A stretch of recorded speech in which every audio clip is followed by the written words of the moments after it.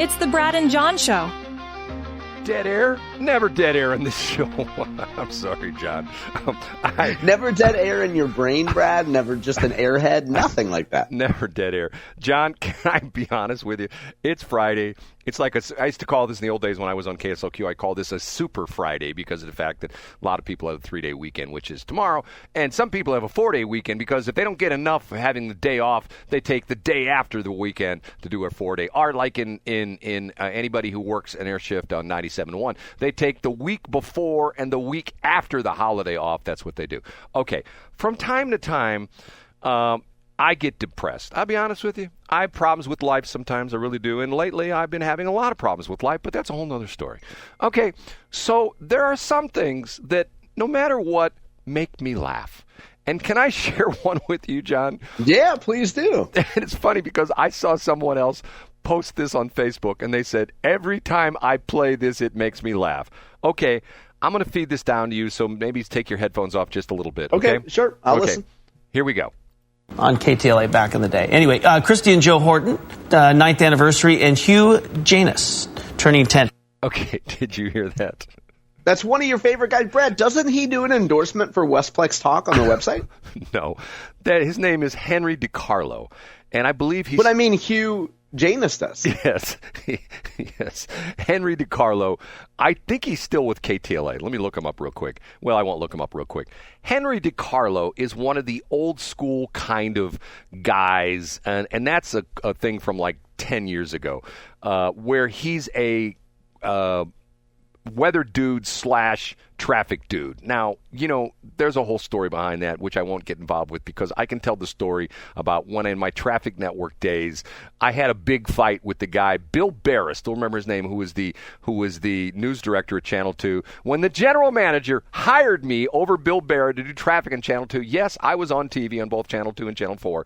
And Bill Barrett told me in no uncertain terms, this is stupid. People don't have TVs in their cars. Why are we doing traffic? John, nowadays, watch Channel 5 in the morning. They have the guy who used to be on Y98, be the co-host with my brother in afternoons. Can't remember his name. And they got attractive women doing maps on TV and stuff like that. Yeah, I see it, Brad. I know what you're talking about. Things have changed. Okay, Henry DiCarlo is one of the old school kind of guys. Really fun guy. And what he does is he's sort of like the old Today Show thing where they had, what's the guy's name? I'm terrible in names, John. The old guy. Al Roker? No. Pre-Al Roker. The guy who was, he would always do, and so-and-so, he'd do the Smuckers, and so-and-so's turning 104 today. You know who I'm talking about? Willard Scott. Yes, Willard Scott. He was the original, if you know this history about Willard Scott, he was the original Ronald McDonald. Did you know this? No, are you kidding? Yes, he was. He was the original Ronald McDonald. He was hired by, I don't know if it was McDonald's corporate, but he was like the original Ronald McDonald. Would go around the clown costume. And remember, all the Ronalds are gone. They're another thing that's disappeared out of our childhood. Remember how important Ronald McDonald was to you in my childhood, and now he's gone because of the fact absolutely. that clowns, and the Hamburglar and everyone, Mayor McCheese, right, I know. Which they were all the people say, well, look at the Hamburglar. He's showing that black people are stealing hamburgers. Right. That wasn't that the deal? Wasn't that what they said? Yeah, I think so. I'm sure. I tuned most of that out. Red, go back to the KTLA thing. Okay, so this is a deal where at the beginning of one of his forecasts and in one of his traffic casts, he reads these lists of people who are like having birthdays and stuff like that. So somebody sent him the infamous Hugh Janus one, and he says Hugh Janus. And if I've got the long version of that, which goes on for like a minute and a half, and what's funny is he didn't catch it. And the guy who is the anchor, there's an anchor in there's a woman and a man are co-anchors of the show, and he goes, he does one of those like, and DiCarlo says, What? And the anchor goes like, it's one of those things. And Henry DiCarlo goes, what do you mean one of those things? And then, I get it. He got punked. So there are some great YouTube supercuts of a collection of folks, especially, calling into C-SPAN yes. and traditionally very boring shows with names like that. Well, it's like our competitor down there in Franklin County, KLPW, when they used to do Tradio, and Howard Stern had his minions who would call all these Tradio stations and do like hick voices and then say weird stuff that went right over the heads of the host, if you know what I'm saying.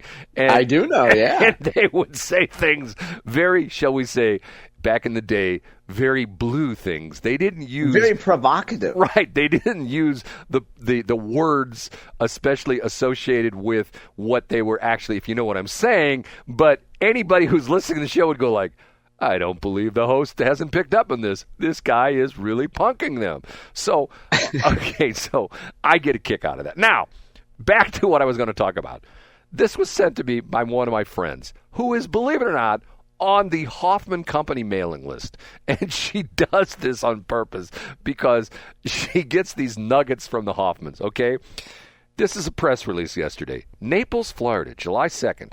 Hoffman Commercial Real Estate, HCRE, part of Hoffman family of companies, HF companies, is pleased to announce its latest acquisition, 601 Fifth Avenue South in Naples, Florida.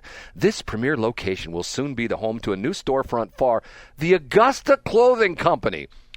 Get this. A boutique specializing in high-quality clothing and accessories founded and curated by Jerry Hoffman. Originally established in April 2022 in historic Augusta, Missouri, America's first wine region, the Augusta Clothing Company embodies the charm and tradition of its surrounding. Housed within a 150-year-old Augusta wine hall building, the boutique features a meticulously curated collection of clothing, shoes, and accessories hand-selected by Jerry Hoffman. With a reputation for timeless style and quality craftsmanship, the Augusta Clothing Company has become a beloved shopping destination in Augusta. John, did you know that? Did you know that the Augusta Clothing Company in Augusta, Missouri has become, quote, a beloved shopping destination? Did you know that? Yeah, every time I go into a biker bar, it's all that people are wearing. You used to see people in Harley Davidson gear, but now you see them in Augusta wear. Now, John, I'm going to pull away the curtains here with John. John is a single dude, okay?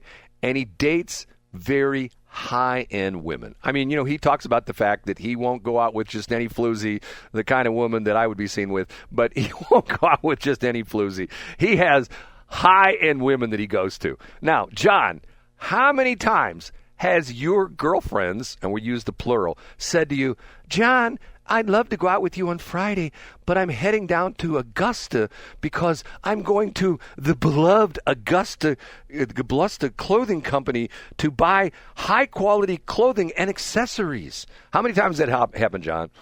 It used to happen, and then I cut them out, and I only started dating Augusta Clothing Company models themselves. So they would bring the clothes to me. And the catwalk was actually my hallway to my bedroom. This is why you and I are not rich and the Hoffmans are, because they have these PR people that just make crap up. You know what I'm saying? Well, they might exaggerate that a little bit. And Brett, I don't mean to step on that, but other Hoffman stuff here. I'm looking at a post on LinkedIn. The CEO of the Hoffman Media Group just did an interview with something called editorandpublisher.com to discuss the company's targeted strategy of acquiring newspapers. So, Brad, I'll send this story to you, and maybe we talk about it next week, because you and I have talked, hey, what's the Hoffman strategy for these papers? Anyway, I didn't mean to step on the clothing company thing. Do you think they're offering maybe a July 4th weekend sale? Like you can get, two hoodies for, $117 or something? $117. That would be for like a bracelet made out of plastic. That's probably true. One of the friendship bracelets. Right. One of the biker bar friendship bracelets. See, I have friends of mine. As a matter of fact, I have friends of mine who've told me they've gone to the Augusta Clothing Company and they went like I can't believe anybody would come here and buy this stuff because, I don't understand. I'm not a woman. I don't play one on TV, and I'm not going to say I'm a woman and compete in in athletics, in the silver games or anything like that because I'm an old guy. But I mean, it's to the point where let me give you an example. Okay, I'll give you an example. Okay, let's take Sauget, for example. Okay, let's say the Hoffmanns decided they're going to open up the Augusta clothing company in Sauget, and you go in there and the cheapest thing in the place is like a halter top for a woman, and it's $800. How many of those do you think they'd sell in a year, John? How many do you think they'd sell in a year? 0.0. It's to the point, and the crazy thing about it is I'm a guy who drives this very station we're on right now. Our transmitter side is off of Highway 94. Our mailing address is Augusta. We are not in the city of Augusta. I know of what I speak with Augusta. There was a time this time of the year when I drive up and down 94, and I would be frustrated by the fact you had the tourists who would be driving along at 30 miles an hour. It's 55-mile-an-hour speed limit from 40 all the way down. It goes down to 30 in Defiance, but for the most part, it's 55 miles an hour. Any day of the week, any time of the day, I can drive from essentially Dutso right there off of 47 where 94 sort of starts, but it really doesn't. It stops, but it starts. Long story. I can drive from Dutso all the way up to Highway 40 and not come across a slow car in front of me. And to the point where I don't see anybody anywhere. I drive right by the Balducci Wine Fest, the Balducci vineyards there. On a good day, there's 4 cars in the parking lot, okay? I drive through Augusta from time to time, take the shortcut, take Augusta Bottom Road, go back by Mount Pleasant Winery. Parking lot used to be full. Nobody there anymore. And to the point where to me, what the Hoffmanns have done, they've killed Augusta. They haven't, and the interesting part of it is now to the point where even the Dutso Deli, which is down on 94 right off of 47, if people know where I'm talking about, the Dutso Deli, which has the Hoffmann side on the side. The Hoffmann side is now gone, or sign, the Hoffmann sign on the side. The Hoffmann sign is now gone, and there's a for sale sign for that. They've sold both of their places in their two biker bars in Defiance. They sold their property next to the Washington airport because they were going to build a FBO, a high-end FBO with helicopter rides and all this. They're in the process. I don't think they've sold the Emmaus Winery before. They've never built the 5-star hotel. They've never built the amphitheater. They've never built the 12-hole golf course. See, to me, you look at this and you go like, okay, is this company excellent in BS? Can you believe anything they say? You know what I'm saying, John? I have a feeling, Brad, that I don't have a feeling. I know that we talk about this approximately once a week, and you talk about the fact that you feel like the Hoffmanns have ruined Augusta. I think there's other parts of their business clearly, like if you look at Oberweis Dairy, where they came in and made the business much better. I'm sure there's towns where people say that the Hoffmanns have come in and saved various businesses. I think it's probably unfair to look at a city that's based on wineries and blame a decrease in traffic and a decrease in business on one family or one set of companies. And I think, as we've talked many times, Brad, as you've told the story thousands of times, it seems, of the Japanese businessman story of you throw a million things at the wall and you see that some of them will succeed and some of them will not, right? John, so if we apply that to the Hoffmanns, some of the things they do will be successful. And when they take big swings and big moonshots, not all of it's going to be successful. I agree with you 100%. But what bothers me is, and this is the whole situation. I wouldn't have any problem with the Hoffmanns whatsoever if they came and they go, you know what? Jerry and I this is David Hoffmann. Jerry and I grew up in Washington. We used to go to the wineries. Even though we were underage, we snuck into the wineries. We really like that area. We think it's beautiful. It is rolling hills, beautiful trees, except they chopped a bunch of them down, but that's a whole other story. But anyway, we really like that area. And what? Under promise, over deliver. Get to it, Brad. Exactly. We're going to make some changes in Augusta, and we're going to put some money in Augusta, and we're going to try to take Augusta to the next level. You know what? It may not work, but you know what? We're going to give it the old college try. And we're going to see what we can do with Augusta. And their method, let me interrupt, Brad. Their method, that's what Brad Hildebrand would do. Yes. But that's not who they are.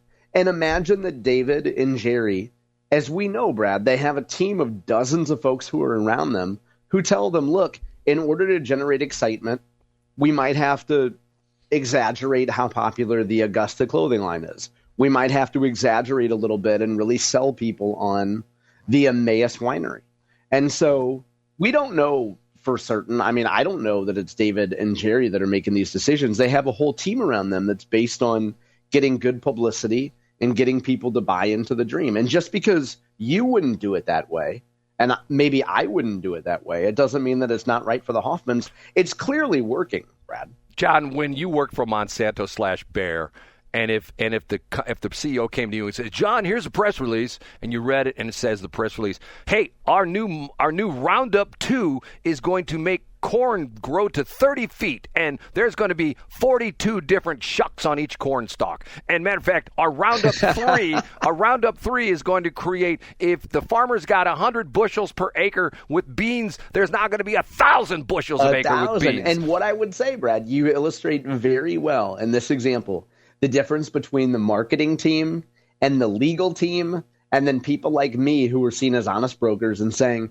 okay, Mr. Grant, CEO, I know we want to really oversell this, but we have to have some credibility, because in a year, I have to go to that field in Augusta and I have to look those farmers in the eye and say, okay, we know you didn't get 1,000 bushels like we promised, but Roundup 3.0 and corn 4.0 is going to be even better. Yeah, they're going to say, yeah, get the hell out of it. We're planting Pioneer. Yeah, and they would chase me with some firearms, Brad. We're planting Pioneer next year. We're not. Brad, you're exactly right, Brad. You make a good point. Your point is the Hoffmanns come in and they oversell and they overpromise and they underdeliver. And but Brad, just because your approach is different doesn't mean that the Hoffmanns have to follow your approach. John, I'm going to end the show by, is it because I have to ask John for Twitter/X etiquette. Is it okay if I read John Lamping's reply that he sent to me on X? Yeah, of course. Yeah, if he sent it to you, of course you can. This is John Lamping. The Augusta Clothing Company sells super high-priced women's wear more akin to Aspen or Naples, not Augusta, Missouri. Let's just say when your wife is looking for the newest from the House of Carhartt, she can skip ACC. That's great. This is also likely a not-for-profit venture, which, no kidding, trust me, if you were an auditor, let's say you were with the State Department of Revenue and you decided you think that the Hoffmanns were cooking the books in the Augusta Clothing Company in Augusta and they're not paying their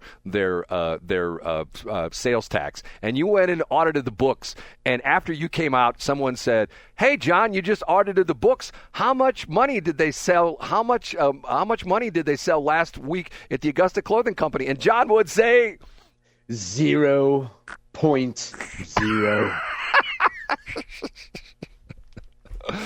John, have a good 4th. Don't burn your fingers on those sparklers, okay? Absolutely not. That's why you have the kids handle fireworks, Brad. I'll see you on Monday.